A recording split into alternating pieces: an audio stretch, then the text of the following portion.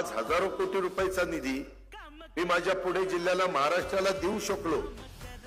तुम्हाला आश्चर्य वाटेल माय माऊलींनो, या 5 वर्षात आता इलेक्शन आल्यामुळं सगळा खर्च करता येत नाही, पण तरी देखील सगळा मिळून 4250 कोटीचा निधी या पठ्या दिलीप मोहिते पाटलांनी तुमच्या करता आणला आणि त्यांच्या माग मी ताकद उभी केली.